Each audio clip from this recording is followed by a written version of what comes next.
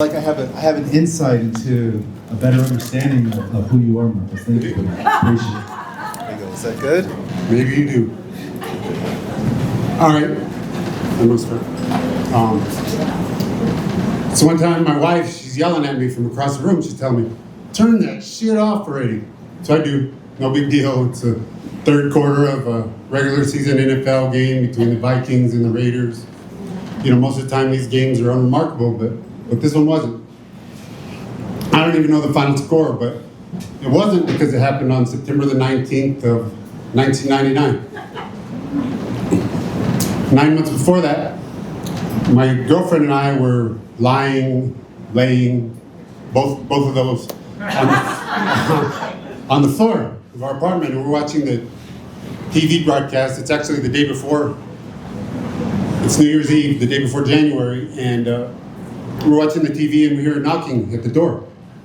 Now the way our the doors are situated, ours is at the end and theirs is right, the neighbor's is right next to it for whatever reason. Anyway, the knocking keeps getting louder and louder, and then we hear yelling. It's a man, and he's yelling, "Open the fucking door and let me in.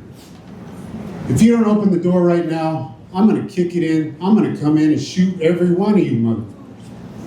So we look at each other like, I'm pretty sure that's the neighbor's door. You know, they're a bunch of young guys, always up to stuff. Apparently they've upset somebody. Nonetheless, we decided we should probably keep our heads down. So we're 22 years old, you know, we're celebrating. What are we gonna do? Well, we decided we're gonna lay on the floor, you know, we're gonna harness some of that excitement in the air and bring in the new year with the bang, so to speak. Figuratively, literally.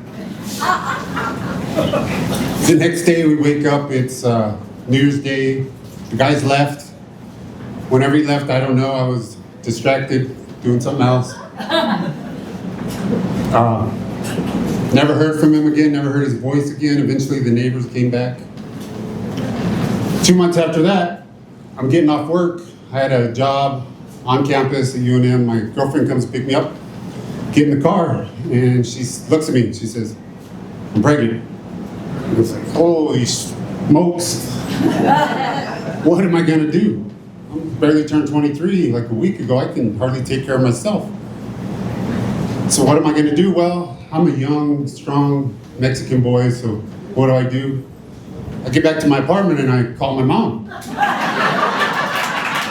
So she answers, I tell her, "I love you, Mom." She says, I love you too, mijo. I said, "Mom, the reason I'm calling is because my girlfriend's pregnant." She says, click. My girlfriend says, "What'd she say?" And I said, "Oh, she hung up on me." She says, "Well, what are we gonna do?" And I said, "Well, I don't know. We know the babies need to eat, we need their diapers changed, safe space to sleep. I guess we'll figure it out as we go. You know, really, isn't that what everybody else does anyway?" Thankfully, as I'm naively waxing on preparing for parenthood, phone rings. It's my mom. She says, "Mijo, I'm sorry I hung up on you. I really wasn't expecting that." I said, "It's cool." She says, "What are you gonna do? Are you gonna get married?" 5 months later, it's August of '99, and I'm driving east on I-40. I'm with my dad. He looks up at me and he says, "So is this a wedding you always dreamed of?" I laughed. I said, "Well, you know, I always hoped so. I sure didn't want a big wedding." We share a smile. Then 20 minutes later, I'm walking into the old Wells Fargo in Moriarty. And my mom's there. It's now the magistrate court. My mom's there, my dad's there, my grandma, my brother. Her family's there, her mom, her dad, her brother, and her uncle, and her uncle, and her uncle. Yeah, it's a real deal. It's certainly not a destination wedding unless you consider Moriarty a destination. But it was also a lot less expensive, you know. I think the whole thing cost us like $300. That's including the mismatched wedding bands, the thrift shop wedding dress, and gas money out there. But it was a real wedding. It was a real marriage. We were married for a long time, over 20 years. And it was a real wedding. When we got back to the apartment, I even picked her up. She's 8 months pregnant, and I picked her up and I carried her across the threshold. From there, we just started getting ready for the baby. She starts getting ready for the baby. She's reading books, she's talking to family, she's getting ready. Me, I'm occupying my ignorance with matters of more importance to a kid. I'm trying to think of a cool name for the baby. At that point, we knew it was going to be a boy, but we didn't have a name picked out. We were just calling him Baby Marcos or Little Marcos. I'm Big Marcos. Keep going. September of '99, and it's getting close to the due date.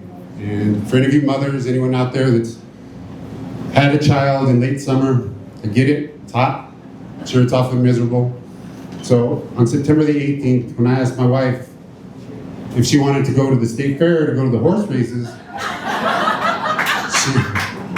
she says no. And more words than that.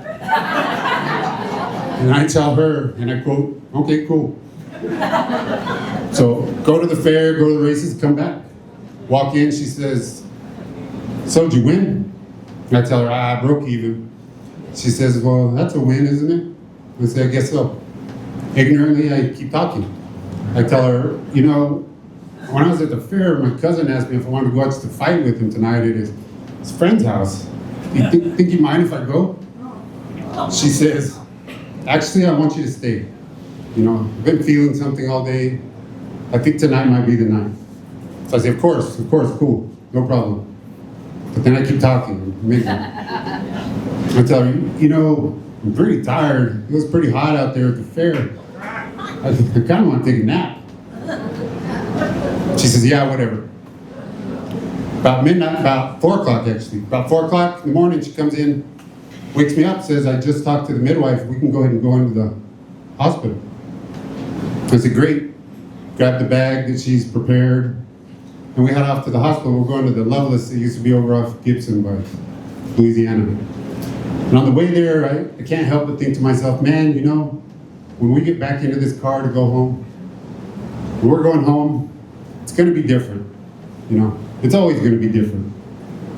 Get to the hospital. We all take our places. My place, mostly out of the way, but I also have to be useful. I don't know much about what's going to happen, except that I know that she's elected to have a natural childbirth. Whatever that means, I don't know. But doesn't take long to find out. And it's pretty intense, and I'm just talking about my experience, being useful. I usher in the moms, the aunts, the cousins that are lined up out in the hall. I apologize to the other family members that aren't allowed in because sometimes family visits aren't facilitative to childbirth. By no means am I making fun of this whole experience. Really, it's amazing, it's awesome. Overwhelming emotionally, mixed with anticipation are the sounds of rigorous endurance, cries of frustration, exhaustion, and surprising to me, sometimes sleep. Me, I'm on eggshells the whole time. I'm telling myself, do I look at her in the eye? Should I say something? Do you think she'll mind if I put on the football game while she's asleep? Well, whatever I'm doing, I'm doing it right, It may seem unbelievable to you, but I'm not absolutely this ignoramus that I've painted in this story today. More I'm a partner, I stand by her. I stand by her figuratively from January to September, and I'm standing by her literally from the first sighs of discomfort to the final pleas of exasperation to the midwife. I'm standing there as she's pleading to the midwife, please, please, help me get him out already, please. Why aren't you doing anything? And I'm standing there for human life. The miracle of childbirth. After 9 months and 3 very remarkable quarters of regular season NFL football. I'm standing there for the unbelievable first sounds of the first breaths of my first child. And yeah, after that, it was different.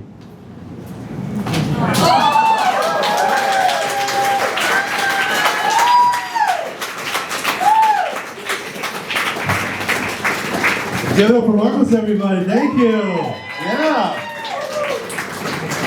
What an absolutely amazing story. Aww.